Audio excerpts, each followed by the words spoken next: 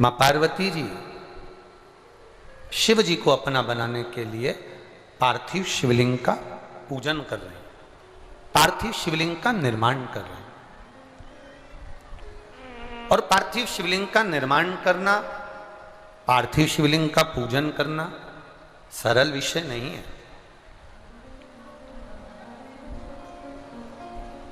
देखिए, कभी अगर मौका लगे आपके जीवन में, हम इतना जरूर कहेंगे, अगर आपके घर में एक बहुत जरूरी है बेलपत्री का वृक्ष।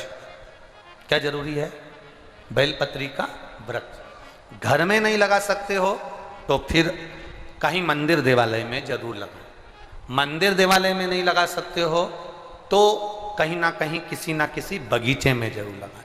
बगीचे में नहीं लगा सकते तो किसी तालाब, बावड़ी, कुआं, पर्वत आदि के तट पर कहीं लगाएं। आवाज बढ़ाओ पीछे की, और बढ़ा दो पीछे की आवाज, रिटर्न आ रहा है, थोड़ा सा बढ़ाइए। चोंगे की आवाज में बढ़ा दो, चोंगे की। जरूरी है, बेलपत्र का वृक्ष बहुत जरूरी है। अगर तालाब, बावड़ी, कुएं पर भी आप अगर बेलपत्र का वृक्ष नहीं लगा पाओ तो फिर प्रयास करो कि रोड के किनारे पर बेलपत्र का वृक्ष, वहां भी नहीं लगा पाओ तो शमशान में कहीं बेलपत्र का वृक्ष शमशान के आसपास में भी है तो वहां अगर कोई बैठेगा उस पर भी अगर छांव पड़ जाएगी, जीव को कोई लेकर जा रहा है उसका भी कल्याण हो जाए, ऐसी जगह बेलपत्र का वृक्ष अवश्य है। 3 जगह पर बैठकर माता पार्वती जी ने तप साधना शंकर जी को प्राप्त करने के लिए करी। 3 स्थान बताए गए, 3 जगह पर। और हमारे शास्त्रों में हम लोग वर्णन करते हैं, आप लोग भी माताएं अगर कथा श्रवण करती हैं, छोटी तीज, बड़ी तीज, जिसको सतुआ तीज आदि कहते हैं, मारवाड़ी, माहेश्वरी, अग्रवाल बंधु, कोई छोटी तीज करता है, कोई सतुआ तीज करता है, सत्तू को कलपता है, कोई हरताली का तीज करता है। ये स्थान बताएं माता के कि माँ कहाँ कहाँ बैठकर शंकर जी को प्राप्त करने के लिए साधना कर रही है, माँ कहाँ कहाँ बैठकर तप साधना कर रही है, मां किसी किसी स्थान पर बैठकर शिव की आराधना कर रही। 3 स्थान बताए गए हैं माता पार्वती जी के तप साधना के। पहला, मां पार्वती मैया नदी सरोवर के तट पर बैठकर साधना कर रही हैं। दूसरा, मां बेलपत्री के वृक्ष के नीचे बैठकर तप साधना कर रही हैं। और तीसरा, मां एक गुफा के अंदर बैठकर तप साधना कर रही हैं, जिस तप साधना में वो शिव को प्राप्त करना चाहती, जिसमें बैठकर वो भगवान देवादित्य महादेव को प्राप्त करना चाहते। किस किस के घर के अंदर बेलपत्री का वृक्ष या पौधा है? जरा हाथ उठाइएगा। बहुत सारे हो रहे, रख लो रख लो रख लो, धर लो। हाँ, बहुत धन्यवाद आपको, प्रणाम आपको, नमन कि आपने बेलपत्री के वृक्ष को लगाया, बेलपत्री के पौधे को लगाया। आपको नमन करते हैं, हजारों अश्वमेध यज्ञ के बराबर फल मिल गया आपको, आपने एक बेलपत्री का पौधा लगाया। हम निवेदन करेंगे आपसे, कोई त्योहार आए, सावन का महीना आया, शिवरात्रि आई, सोमवार की अष्टमी आई, आपसे निवेदन है किसी भी वृक्ष से पत्ती लो या फूल लो, पर वृक्ष को चोट मत पहुंचाओ। ऐसा नहीं कि हम फूल तोड़ने के चक्कर में वृक्ष की टहनियों को तोड़ दें, या हम बेलपत्र तोड़ने के चक्कर में बेलपत्री की डालियों को तोड़ दें। ये श्रेष्ठता हमारे यहाँ शिव पुराण नहीं कहता। हमारे यहाँ पाप लगता है इन सब चीजों से। नहीं है आपके पास में बेलपत्र, शिव जी की चढ़ी हुई बेलपत्र उठा लो, धोकर अपनी थाली में रख लो और वही बेलपत्र बाबा को वापिस चढ़ा दो। मेरा ओघड़ दानी आपके उस बेलपत्र को स्वीकार कर लेगा, उसको दिक्कत नहीं है।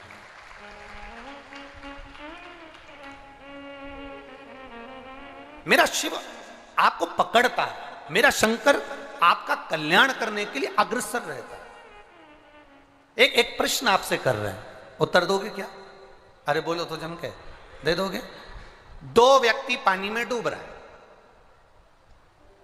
एक वो व्यक्ति जो आपको चाहता है, आपसे प्रेम करता है, आपसे स्नेह करता है, आपसे प्यार करता है, आपसे प्रेम करता है, और दूसरा वो व्यक्ति जिससे आप प्रेम करते हो, जिससे आप प्यार करते हो, जिससे आप स्नेह करते हो, दोनों पानी में डूब रहा है। अब आप किसको बचाओगे?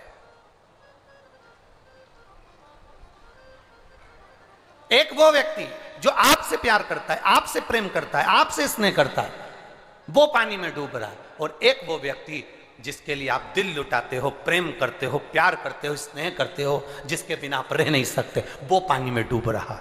दोनों में से किसको बचाओगे? पहले नंबर का, 2 नंबर का, 2 नंबर, 2 नंबर, 2 नंबर। उधर से दादाजी बोल रहे हैं 1 नंबर का बिल्कुल सही है। बहुत बहुत साधुवाद। कहीं संत बाबा वो क्या? हाँ, संत बाबा। एक बार जोरदार ताली बजाओ, बिल्कुल सही निर्णय दिया। बहुत बहुत प्रणाम, साधुवाद, नमन, बिल्कुल सही निर्णय। एक वो व्यक्ति जो आपको चाहता है, आपको प्रेम करता है, आपको प्यार करता है, और दूसरे नंबर पर वो व्यक्ति जिससे आप प्यार करते हो, जिससे आप प्रेम करते हो, जिससे आप स्नेह करते हो, दोनों पानी में डूब रहे हैं। किसको बचाओगे? तो उसको बचाना जो तुमसे प्रेम करता है। क्यों? क्योंकि जो तुमसे प्रेम करता होगा वो तुम्हें कभी दुखी नहीं देख सकता। जो तुमसे प्रेम करता होगा वो तुम्हें दुखी नहीं देख सकता।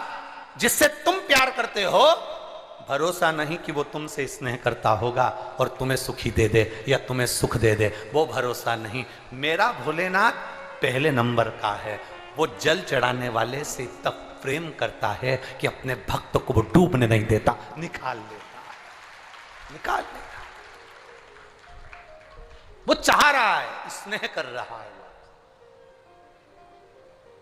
शंभु इतने शिवलिंग का निर्माण करी। धीरे धीरे माता थाली में एक पीठिका बनाती हैं, शिवलिंग बनाती हैं, उसकी पूजन करती हैं। उसके आसपास में कोई पीठिका नहीं बनाई, केवल शिवलिंग बना बनाकर रखती गई, रखती गई, रखती गई। हमारे यहाँ जब हम सहस्त्र शिवलिंग का निर्माण करते हैं, जब हम हजारों शिवलिंग का निर्माण करते हैं, जब हम लाखों शिवलिंग का निर्माण करते हैं, तो बीच में थाली में एक पीठिका बनती। पीठिका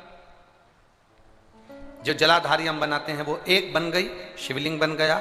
उसके बाद में हम जितने भी शिवलिंग बनाते हैं उसमें ये पीठिका नहीं बनाकर केवल शिवलिंग शिवलिंग शिवलिंग शिवलिंग गोल गोल आकृति कर कर बनाकर रख देते हैं। उसकी पूजन माँ पार्वती जी कर रही हैं, जिसका नाम है मणिलिंग। इसको हमारे यहाँ पर मणिलिंग कहा गया, जो रखकर पूजन करी जाती। इसमें पीठिका नहीं थी,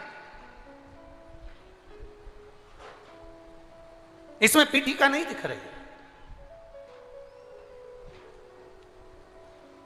पीठिका केवल एक जो माता पार्वती जी ने मध्य में बनाई है, बाकी के सब दूर शिवलिंग शिवलिंग शिवलिंग शिवलिंग बनाए। इसको मणिलिंग कहा गया।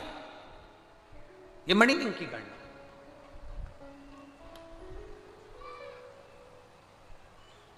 कभी प्रयास करिएगा आप अपने हिसाब से, अपने मन से, अपने भावों में प्रयास करिए। हमने पहले भी कथा में कहा, जब तुम्हारा दिल कर जाए, आज तुम्हें लगे कि तुम्हारा चित्त ठीक नहीं है, आज तुम्हें लगे तुम्हारा मन ठीक नहीं है, आज तुम्हें लगे कि तुम्हारा चित्त ठीक नहीं हो पा रहा है, आपका मन ठीक नहीं हो पा रहा, आपका हृदय ठीक नहीं है, लग रहा है, तो बुलाओ ब्राह्मण देव आनंद के साथ में। शिव महापुराण की कथा कहती है पार्थिव शिवलिंग का निर्माण कर कर, या आप स्वयं उसकी आराधना पूजन कर कर विसर्जन करिए। आप नहीं बुला सकते किसी को तो आप स्वयं करिए। 3 जगह पर मां पार्वती मैया बैठी है, 3 जगह पर। अपने हृदय में मां पार्वती शिव को बुला रही हैं, अपने हृदय से भगवान शंकर का गुणगान कर रही हैं। हम भी आपसे कहेंगे, आपके कमरे में काम का सामान रखो, अपने घर में काम का सामान रखो, कबाड़ा मत रखो। कई लोग अपने घर में इतना अटाला, इतना कबाड़ा जिसका कोई काम नहीं, वो भी अपने घर में संभाल संभाल के रखते चले जाते हैं। कबाड़ा ही कबाड़ा, अटाला ही अटाला। तुम्हारे घर में जाकर देखना काम का सामान कितना है और कबाड़ा का सामान, अटाला का सामान कितना? तुम्हारे घर में अंदाजा लगाइए। काम का सामान थोड़ा होगा। जिस पलंग पर सोते हो, जिस गादी पर सोते हो, जिन कपड़ों को पहनते हो, अब तुम ये भी जान दो, तुम तो तुम्हारी अलमारी में देख लो कि कपड़े कितने पहनते हो, रखे कितने हैं। कई कपड़े तो ऐसे हैं जिनका नंबर आज तक नहीं आया। कपड़े भी कई बार गिरते हैं अलमारी में से और कहते हैं कब पहनेगी कमला। इतने कपड़े रखे, अलमारियां भरा रही हैं, उसके बाद भी हमारी आसक्ति समाप्त नहीं है, उसके बाद भी हमारी आसक्ति श्रेष्ठ नहीं है।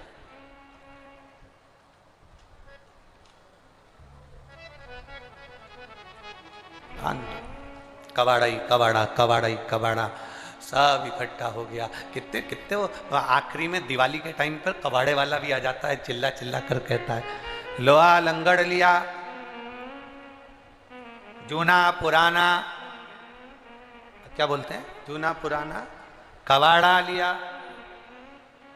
वो भी आवाज लगाता है। क्या होगा? कबाड़ा दोगे तो वो क्या देगा तुमको? पहले तो हम लोग वासना, तृष्णा, अहंकार, झूठ, प्रपंच सब दो और शिव नाम लो। अभी तो ये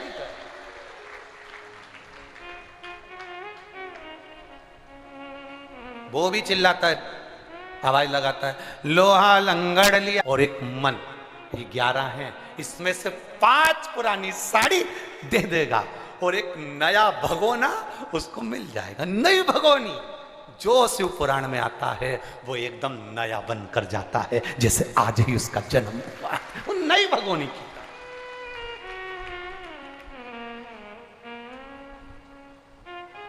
नया